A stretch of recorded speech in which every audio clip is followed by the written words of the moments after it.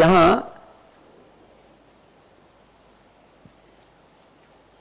देखने में यद्यपि ये गुरुकुल अभी लघुकाय है, लेकिन दूसरा सत्य यह भी है कि इस समय पूरे देश भर में ऋषि ज्ञान परंपरा के जितने भी अनुष्ठान चल रहे हैं उसमें ये सबसे बड़ा है। माने जो गुरुकुल थे वहां 10, 20, 25, 50 विद्यार्थी हुआ करते थे। 100 से ज्यादा विद्यार्थी शायद ही किसी गुरुकुल में रहे हो, और वह भी इस संकल्प के साथ कि हमें अनंत के लिए जीना है, हमें भगवान के लिए जीना है, हमें सत्य के लिए जीना है, हमें धर्म के लिए जीना है, हमें निष्काम जीवन जीना है, हमें साधना का जीवन जीना है, हमें निश्रेयस का जीवन जीना है। ये तो मैंने सामान्य व्यक्तियों से लेकर के जो अति संपन्न व्यक्ति हैं, जिनके लाखों करोड़ का साम्राज्य है, उनसे भी जब बात की तो वो इस अनुष्ठान को देख करके आश्चर्य करते हैं, बहुत रोमांचित होते हैं कि जो है ऐसे भी हो रहा है इस धरती पर। भी तो ये संख्या 400 से 500 के बीच में है, अगले साल ये संख्या 1000 होने वाली है, और ये बड़ों की संख्या 1000 होने वाली है तो एक पक्ष है। फिर हमने सोचा कि 5 से 10 साल की उम्र के बीच के बच्चे पूरे देश से जो सबसे प्रखर प्रज्ञावान है उनको यहां लाया जाए और उनको फिर करीब 20 वर्ष पढ़ाया जाए। 5 से 10 साल के बच्चे लिए जाएं और उनको करीब 20 वर्ष पढ़ाया जाए। 5 वर्ष प्रारंभ के उनको थोड़ा संस्कृत का प्रबोधन और 5-7 वर्ष तो उनको शास्त्र स्मरण करवाया जाए। तो ऐसे एक नहीं, ऐसे सैकड़ों युवक युवतियां हों, ऐसे बेटा बेटियां हों जिनको चारों वेद कंठस्थ हों, 11 उपनिषद कंठस्थ हों, 6 दर्शन कंठस्थ हों, जिनको भगवत गीता कंठस्थ हो। और ये हो जाएगा, और ये होगा, और ये होने वाला है, और आप देखेंगे।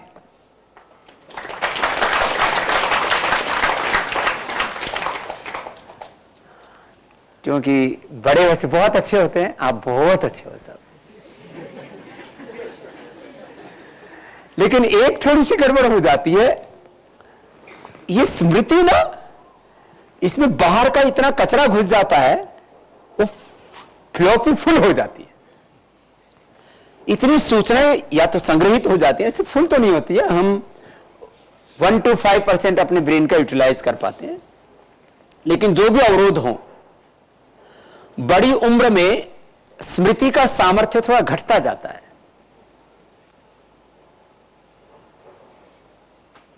और पूरे विश्व में अब इसके ऊपर चिंतन चल रहा है कि व्यक्ति का मूल्यांकन किया जाए तो उसमें सबसे महत्वपूर्ण पक्ष क्या है, सबसे महत्वपूर्ण पहलू क्या है, सबसे ज्यादा मार्क्स किसको दिए जाने चाहिए। तो कहते हैं स्मृति को, मेधा को, प्रज्ञा को। गायत्री मंत्र को हम सबसे महान मंत्र कहते हैं, वेदों का गुरु मंत्र कहते हैं। उसमें किसकी प्रार्थना की गई? मेधा की। जब हम यज्ञ करते हैं तो भी क्या जो है, हम ऐसे तो कुछ मांगते ही नहीं, वैसे तो कोई याचना तो की ही नहीं जाती, फिर भी सात्विक याचना, याम मेधाम देवगणः तया माम अद्य मेधयाग्नि, अद्य अभी, तया माम अद्य मेधयाग्नि मेधाविनम कुरु, ये तो प्रार्थना हम करते हैं।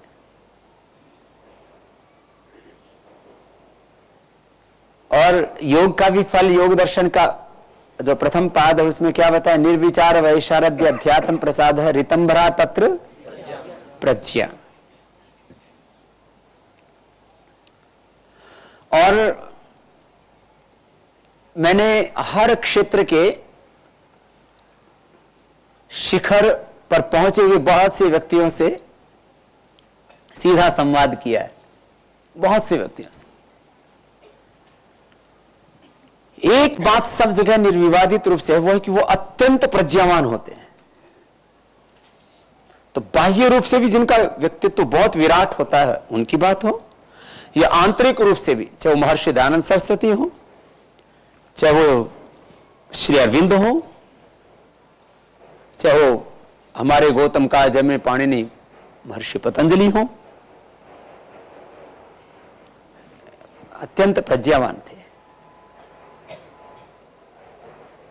ये बात तो है। तो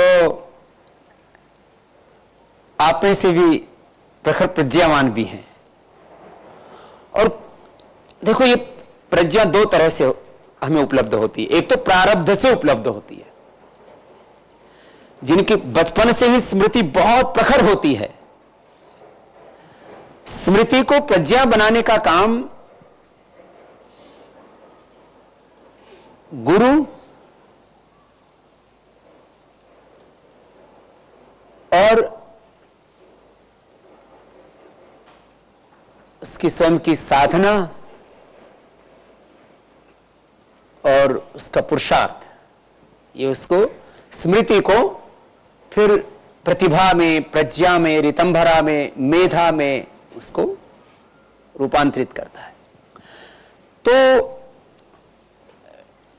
यद्यपि मैं पुरुषार्थ का उपासक हूं, हमेशा ही मैं पुरुषार्थ की, पराक्रम की, उत्साह की ही बात करता हूं और उसी को जीता हूं, उसी को कहता हूं, उसी को जीता हूं, उसी में रचा बसा हूं। लेकिन यह मैं स्वीकार करता हूं कि जो है, जो हमें बचपन में, जिस समय किसी ने हमारे लिए विशेष पुरुषार्थ नहीं किया और हमने भी इस जन्म में विशेष पुरुषार्थ नहीं किया, उस समय भी कोई बहुत प्रखर प्रज्ञावान होता है और किसी किसी की प्रज्ञा उतनी प्रखर नहीं होती है, स्मृति उतनी सबल नहीं होती है। इसमें तो अपने को स्वीकार करने में कोई आपत्ति भी नहीं होनी चाहिए। लेकिन इसमें एक समस्या आती है कि जिनकी स्मृति थोड़ी कमजोर होती है ना, फिर ही मान लेते हैं हमारा तो प्रारब्ध ही खराब है। ऐसा नहीं है। आप इस जन्म में भी पुरुषार्थ करके अपनी प्रज्ञा का बहुत अधिक विकास कर सकते हो, बहुत अधिक। आप सब पिछले कई वर्षों से, 4-5 वर्षों से, और खास करके पिछले 4-5 महीनों से अत्यंत पुरुषार्थ कर रहे हैं। इसमें आपने बहुत उपलब्धियां भी की हैं,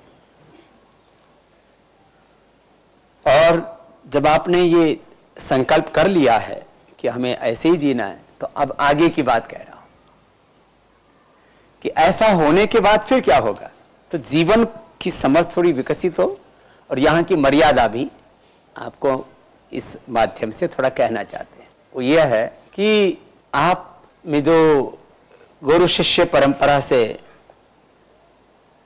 जो ज्ञान पाया वो प्रतिष्ठित हो गया, और आपकी शिक्षा दीक्षा भी पूरी हो गई।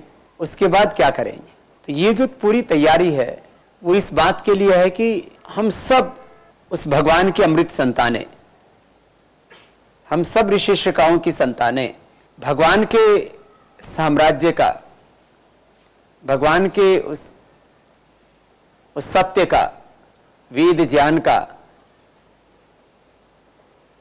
और ऋषियों की ज्ञान परंपरा का, उसका प्रकाश चारों ओर फैलाएं। तो यहां यह तैयारी इसलिए चल रही है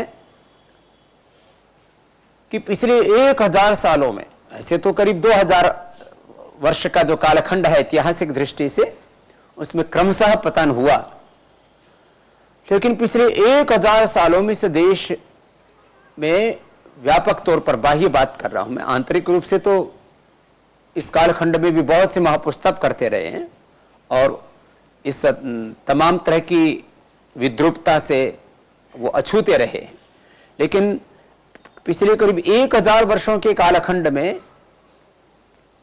सामाजिक,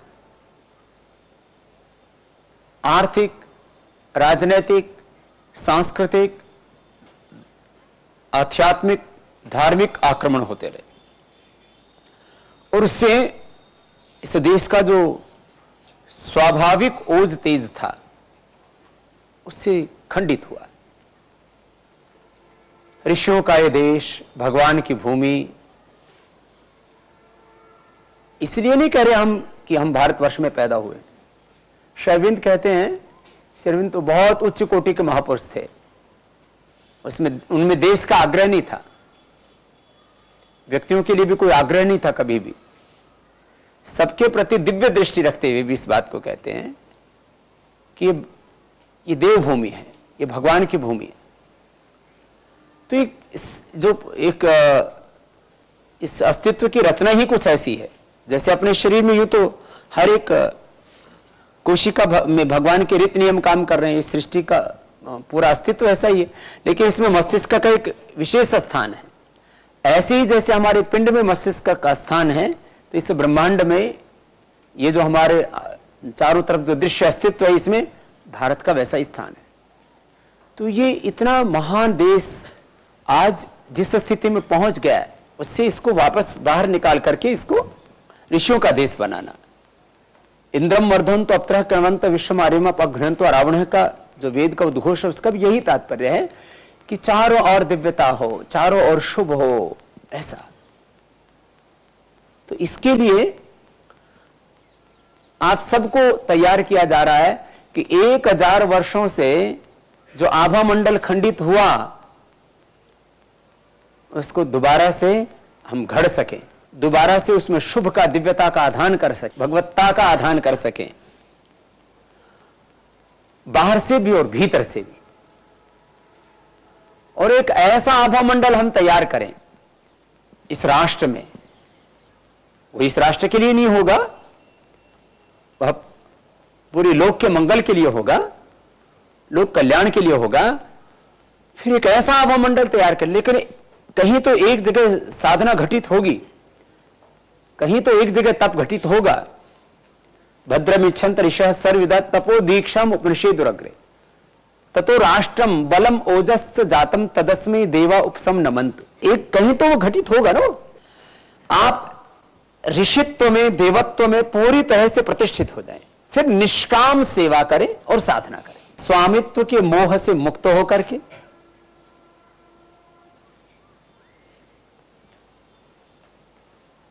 और सांसारिक जो बंधन के पाश हैं उनसे मुक्त होकर के।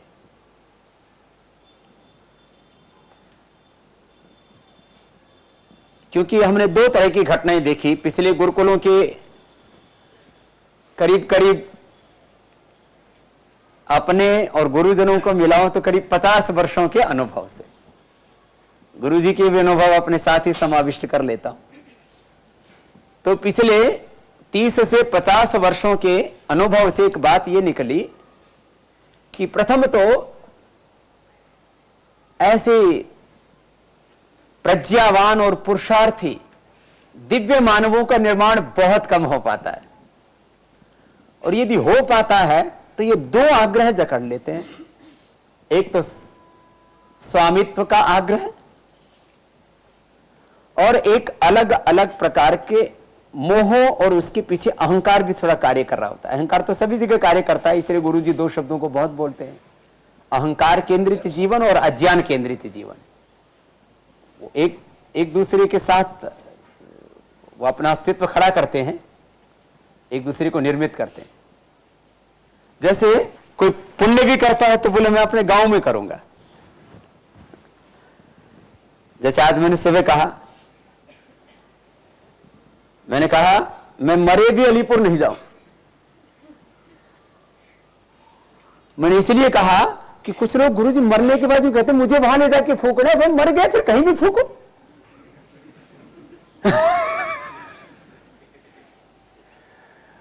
तो आप लोगों के अंदर यह भावना रहे, और आपके माता पिता को भी हमने बुलाया है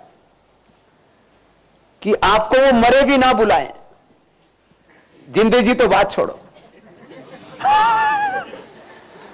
कुछ जिंदे जी मोह छूट जाता तो एक बार जरूर कहते हैं गुरु जी, बेटा मैं मर जाऊं तो अर्थी को कंधा देने जरूर आ जाना।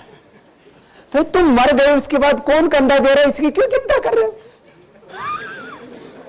ना तुम देखते हो ना तुम वहां होते हो, और वो तुम मुर्दा होने के बाद तो उसमें से तुम्हारा जो अस्तित्व है वो तो उसमें से निकल चुका। तुम्हारा सूक्ष्म शरीर जो तुम्हारे साथ जाने वाला है और तुम्हारा आत्मा तो उसमें से निकल चुका है। बाद में उसको कोई जलाएंगे क्या करेंगे है?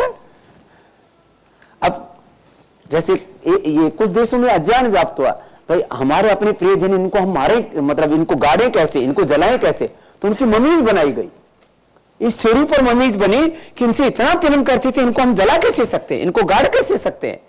तो ये जो पूरा मिस्र आदि देश है वहां पर पिरामिड्स बनाए गए और उनके अंदर गुरुजी अभी भी 1,000 2,000 वर्षों की ममीज रखी हुई।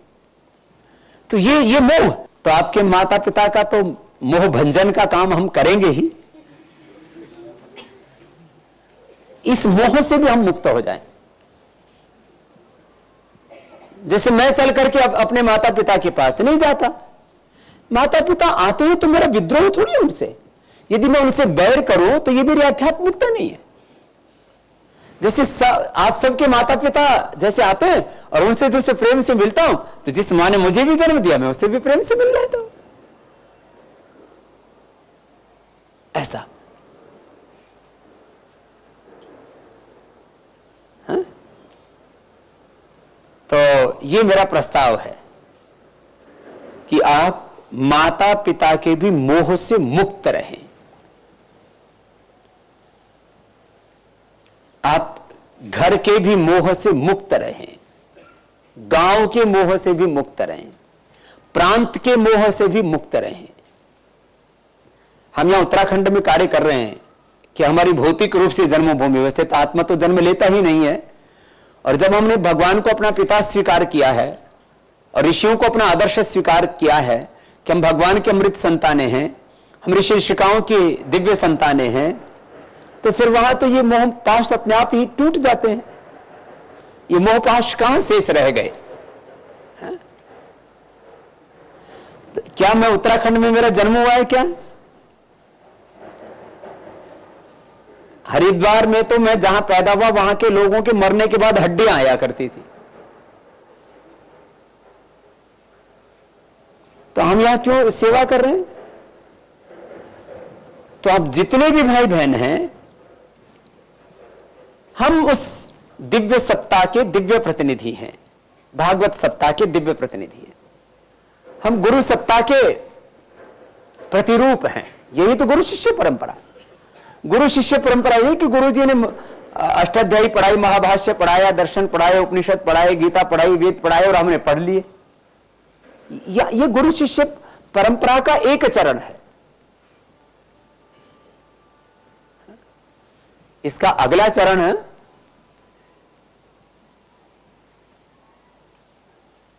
गुरु का प्रतिरूप बनना, गुरु का प्रतिनिधि बनना, शाश्वत का भगवान का प्रतिनिधि बनना। यह है उसका अगला चरण।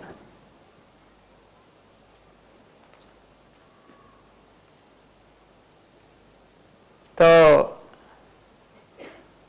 मातृभूमि का मोहपाश कटा है कि अभी बचा है,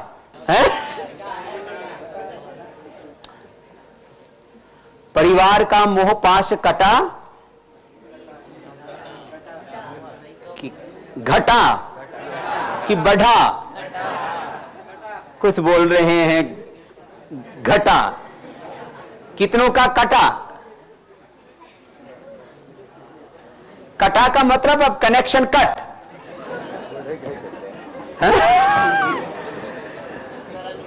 जैसे हमारे भाई अभी उधर आचार्य कोलम में एक सेवा में लगाए हैं, अभी 5 सालों से यहां सेवा कर रहे थे। दक्षिण के क्या नाम है? गिरीश जी।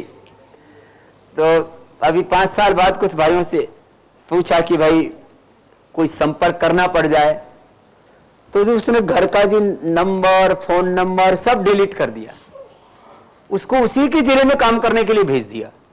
तो उसका भाई एक दिन सामने से सड़क से गुजर गया, तो इसके भी थोड़े बाल बढ़े हुए थे, ड्रेस इसकी दूसरी थी, उसने पहचाना नहीं, उसने भी पहचाना नहीं और एक बार भी संवाद नहीं किया। अभी जब ये कहा गया तो बोले जब यदि कहो तो मैं फिर जाकर के ले आऊं। मैंने कहा तुम्हारा कनेक्शन कट गया है तो अब दोबारा जोड़ो मत, तो मैंने उनको भेजा ही नहीं। फिर इसको कहते हैं मोह पास कट गया।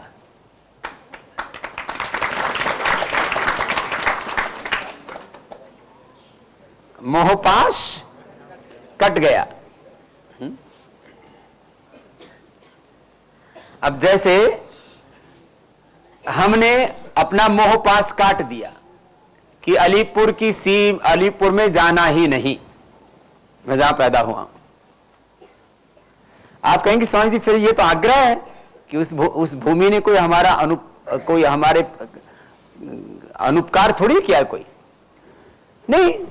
नहीं किया, तो उसमें जाने से उपकार थोड़ी होता है। और मेरे न जाने से कम आप में से बहुत से लोगों का मोह पास कटने में मदद मिल सकती है। यदि मैं अलीपुर गया तो आप लोगों को लगे ये तो गांव में तो जाना ही होता है, स्वामी जी भी गए थे। वैसे तो मुझे कई वर्ष हो गए, बहुत वर्ष, फिर भी वो कोई बहाना बनाते गांव वाले ना बुलाने के लिए, अजी हवन कर रहे हैं, सत्संग कर रहे हैं जी। फिर जी मातृभूमि का तो बहुत बड़ा ऋण होता है। माना कि माता पिता का बहुत बड़ा उपकार है हम पर, कृतज्ञ हैं माता पिता के, मातृभूमि की उस जिस भूमि पर, जिस गांव में, जिस मिट्टी पर एक एक क्षण का उपकार है हमारे ऊपर, एक एक कण का उपकार है हमारे ऊपर। लेकिन उस एक एक क्षण के और एक एक कण के उपकार को स्वीकार करने का मतलब यह तो नहीं है ना कि जिस मिट्टी का तो इतना उपकार है, मैं वहां से तो दूर हो ही नहीं सकता, फिर यहां कैसे पहुंचते आप? यदि उसी मिट्टी से मैं बंधा हुआ होता, वहां का मोह पाश न कटा होता, तो मैं 125 करोड़ के हिंदुस्तान के बारे में और 700 करोड़ के इस जनमानस के, मानव मात्र के कल्याण के और पूरे अस्तित्व के प्रति मेरे जो दायित्व हैं, उन कर्तव्यों से कैसे जुड़ पाता? ये मोह पाश गांव का, माता पिता का, ये गांव से भी ज्यादा खतरनाक है। स्वामी जी आप ही तो बोलते हो मातृदेवो भव, पितृदेवो भव।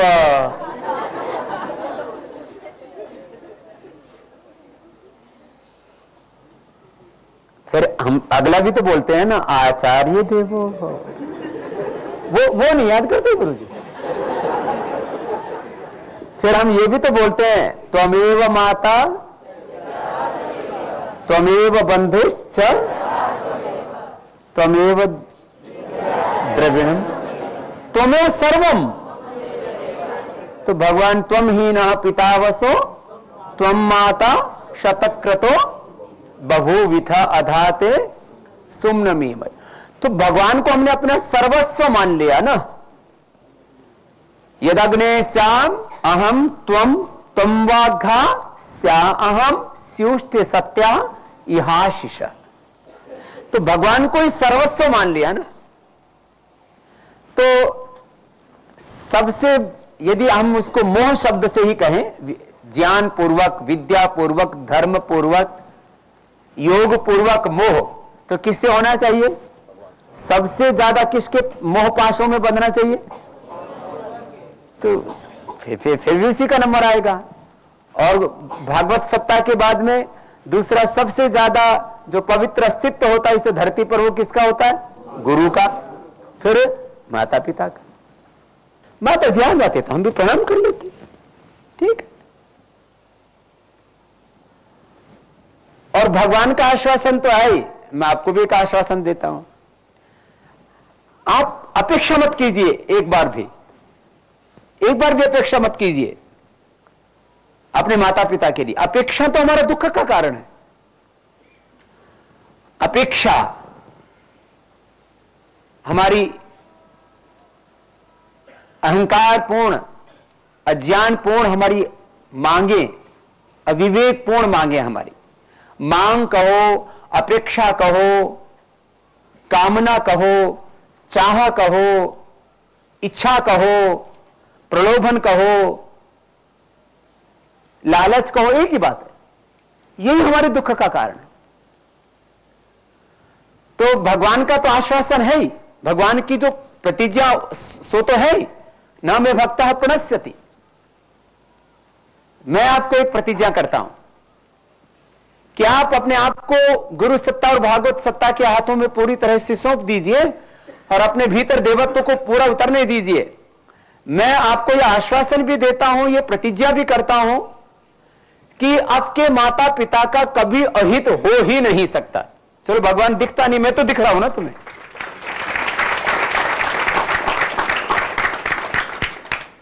ये सत्य है। इसका हिसाब किताब आप लोग मत लगाइए। यह कैसे होगा, इसकी क्या व्यवस्था होगी,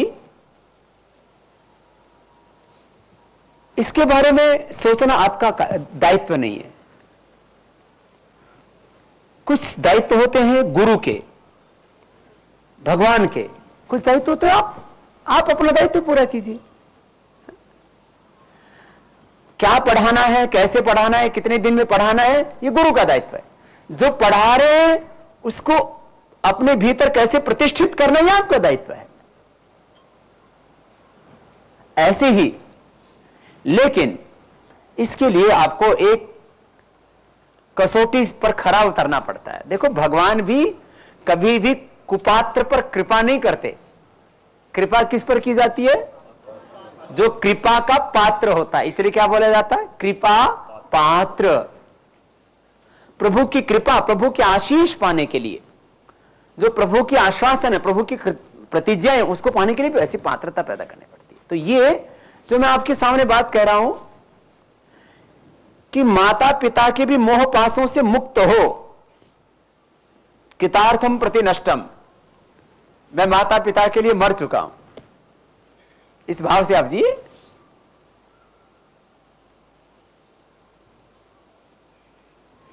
इसमें देखो पात्रता तो पहली शर्त है।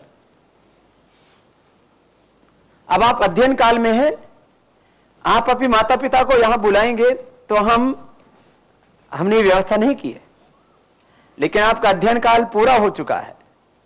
अब आपके अंदर ज्ञान प्रतिष्ठित हो चुका है,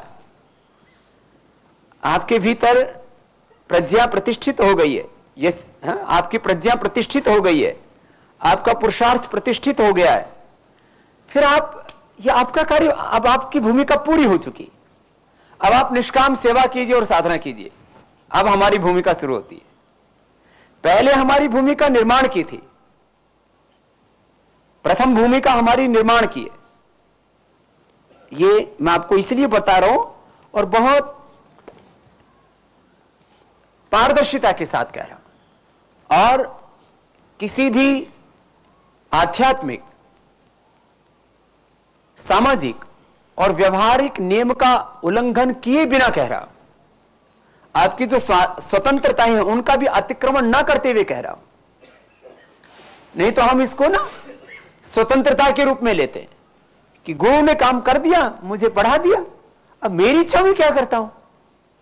यह तो अविवेकपूर्ण दृष्टिकोण है, यह तो कृतज्ञतापूर्ण दृष्टिकोण है। मैं जो है कि गुरु का काम पढ़ाना था, ये तो एक चरण है भाई, ये तो एक चरण है, ये तो प्रथम चरण का काम है। अब जो है हमें कृतज्ञ नहीं होना, हमें तो और ज्यादा पूर्ण कृतज्ञ होना है। पूर्ण कृतज्ञ वो दूसरा कि गुरु का गुरुत्व, गुरु का कर्तव्य, वो हमारे भीतर प्रतिष्ठित हो गया। गुरु के हम प्रतिरूप हो गए, ये दूसरा चरण है।